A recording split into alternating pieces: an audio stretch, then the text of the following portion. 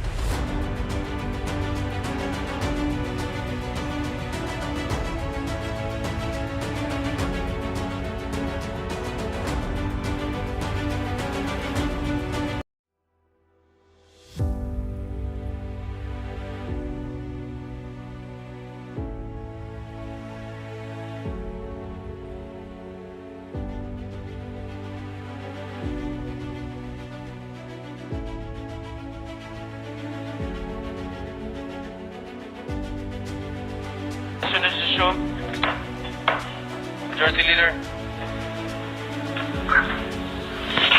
I move that we consider the budget of the Office of the Vice President and recognize the sponsor, Senator Grace Poe, for her opening statement, and to likewise deliver a related manifestation concerning the budget of the Office of the President, and later to interpolate Senator Bongo.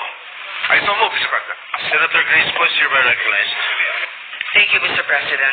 I would just like to insert into the records the budget for the Office of the President earlier, and also our message of welcome to the delegates that were here earlier.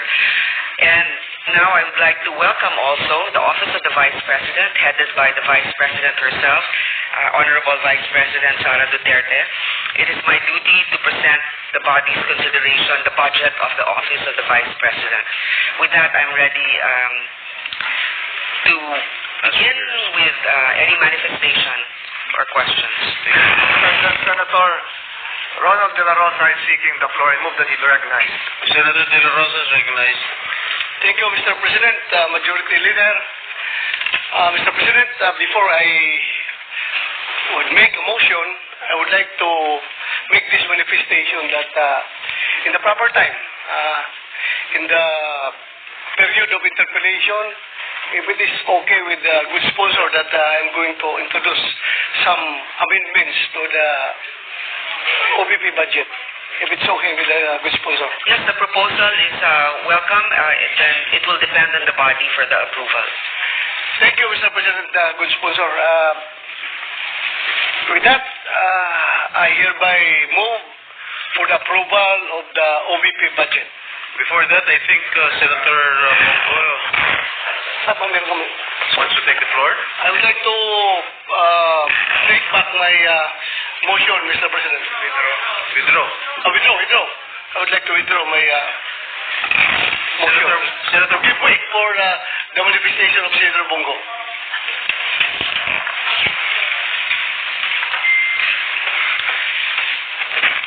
Thank you, Mr. President. As we know, the Office of the Vice President ang ikalawang pinakamataas na opisina sa ating gobyerno.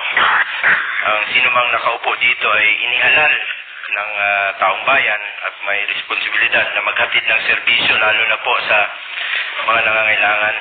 Sa totoo lang po, inihalal po ang Vice Presidente hindi lamang para umupo sa pwesto at maging spare tire. Kung gusto naman pong magtrabaho, ay bigyan po natin siya ng pagkakataong magtrabaho. Inihalal po siya na maglingkod at tumugon sa mga pangangailangan ng ating mga kababayan. Subalit, Mr. President, ang budget po na inilaan para sa OBP ay binawasan po sa General Appropriations Bill na para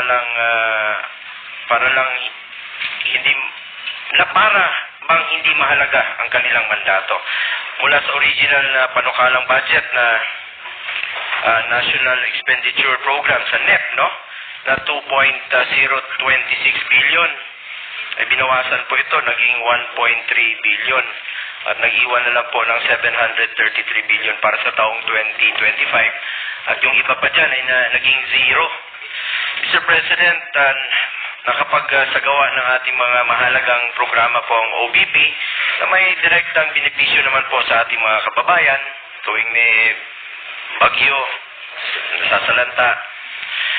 Tumutugon naman po ang Office of the Vice President. Mayroong mga inisyatiba ang OBP tulad ng Magnegosyo Taday na nagbibigay po ng grants at training para sa kabuhayan ng mga maliliit na negosyante at kababaihan at ang Educational, Medical, and Burial Assistance Program na naglalaan po ng tulong pinansyal para sa mga kababayan nating nangailangan.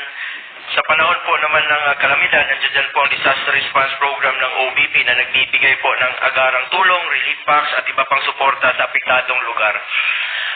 Kung tayo nga na sa legislative ay tumutulong tayo, hindi natin nililimitahan ng sarili natin bilang mambabatas lamang, ang trabaho naman natin, representation, constituency at legislation, lalo na po ang Office of the Vice President na executive yung function nila. Sana po bigyan natin ng pagkakataon na makapagtrabaho naman po ang Office of the Vice President. Ngunit ang mga nabanggit ko pong mahalagang programa ng OVP ay maapektuhan dahil bahagi rin po dito ng tinanggal sa budget ng OVP sa ilalim ng General Appropriations Bill. Mr. President, public offices in general are meant to serve the Filipino people, lalo na kung lumalapit sila diretso ang kanilang opisina sa ating mga kababayan. Basic mandate po ang tumulong, lalo na po sa nangangailangan ng social services. Mr. President, ang pagbawas po sa budget ng OBP ay direktang makaapekto sa kakayahan ng OBP na makapaghatid po ng serbisyong naglilingkod sa tao mula sa Luzon, Visayas at Mindanao para nating tinanggalan ng kapasidad ng isang ahensya or in this case, isang halal na pinuno ng bansa na magserbisyo po. Kaya po nananawagan po sana ako sa mga kasamahan natin dito na sana po ay madagdagan, no? O maibalik ang pondo po na naaprubahan sa NEP for 2025 para naman po makapagtrabaho ng maayos ang ating Vice Presidente na parte po ng executive branch of the government para naman po para naman meron tayong working Vice President at hindi lang po spare tire. Gusto naman po magtrabaho ng ating Vice Presidente. Huwag ho nating pilayan ang gustong magtrabaho. Sa totoo lang po, ang daming opisina na mas malaki pa ang budget kaysa OBP pero underperforming. Ang iba nga dyan, natutulog yung pondo.